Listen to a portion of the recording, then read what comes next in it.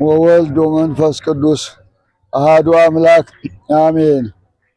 አነ መላከ ብስራት ቆሞስ አባ ኪሮስ መለሰ እባላለሁ። የማገለግልበት ቦታ ደብረ አባ ቅዱስ ገብርኤል ገዳም የጸሎት አባት ሲሆን አሁን የተገኘሁበት ቦታ አየር ጤና ደብረ መድኃኒት መድኃኔ ዓለም ቤተክርስቲያን ላይ ይገኛለሁ። ዛሬ ቅዳሴ ቤቱን እያከበርን ውለናል።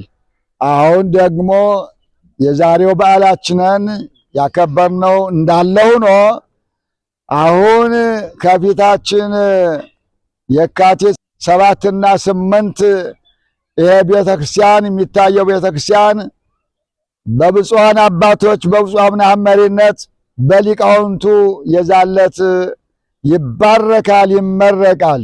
ስለዚህ በሌላ ከኢትዮጵያ ወደ ውጭ ሆናችሁ እጃችሁን የዘረጋችሁ ለዚህ ቤተክርስቲያን በውጭ ሀገሩ ናችሁ የረዳችሁ ክርስቲያኖች ሁላችሁ የዛለት ደስታ እንዲደርሳችሁ ቢቻል ያስገኛችሁ፣ ካልተቻለ በዚያው ናችሁ የረዳችሁ እርዳታ ስራ ላይ ስለዋለላችሁ ደስ ይበላችሁ እያል በዚህ ርዕሰ ከተማችንን ያላችሁ ሁላችሁ ከዳር እስከ ዳር ያላችሁ ሁሉ እጃችሁን የዘረጋችሁ ሁሉ ባዘረጉም የዛለት መጣችሁ ለበረከት ተሳታፊ እንድትሆኑ ለዚያን ቀን እንድትመጡ ጥሪያችን ይድረሳችሁ እያለ የአሰሪ ኮሚቴውና የሰበካ ጉባኤው ጥሪውን ያስተላልፋል።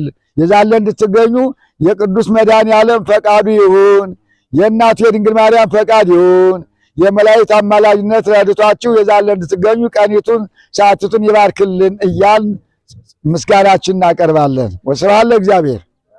ኮሚቴውን ብዙ ነገሮችን በማነጋገር ታላላቅ አባት ታላላቅ እናቶች ይመረቅልን በሚል አንጻር ትንሽ ፈጠን ብለን ለምርቃን ተቃርበናል። በእውነት ለመነጋገር ይህን 2 ወር ጾም ተረጋግተን ቆይተን የጀመርነውን ባዞላ ቴራዞን አጠናቀን ወለሉን አፈሩን በስርዓት በዚያም እያፈላለግን ሞልተን ስርዓት ባለው መልኩ ቢመረቅ ደስ ይል ነበር።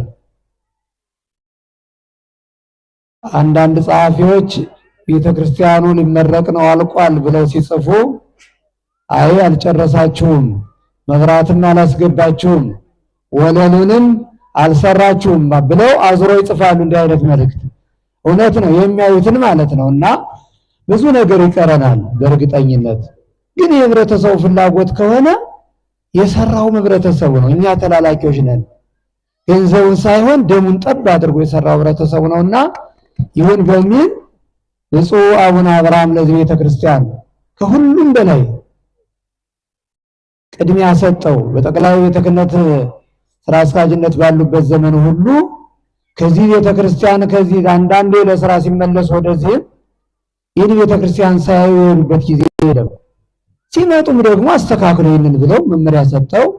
እርሳቸው እያስተካከሉ ነው የቤተክርስቲያናት ላይ የደረሰና ዛሬ እንዲሁ በስራ ብዛት ባይገኙልንም በ7ና በ8 አለሁኝ ያድርሰን። ህዝባችን ቀስቅሱ፣ ንገሩ። የቀረውን ስራም የዚያም ቀን እንነግራለን።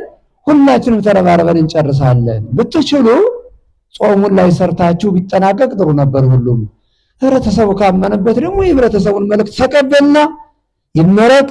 የዳሪውን ስራ ቀስ እያልን እናሟላዋለን፣ ይሰራል በሚል ያው ብፁዕነታቸው መልእክት እናስተላልፈዋል። ዛሬ በአካል ከኛ ጋር ባይኖሩም እንኳን አደረሳችሁ እንኳን ደስ አላችሁ የሚል መልእክት አስተላልፉልን ብለዋል። ኋላ በክቡር ጸሐፊው የሚነገር ቢሆንም ውድ የተዋሕዶ ልጆች ከዚህ በኋላ እንግዲህ አባቶቻችን እየሰማችኋቸው ነው።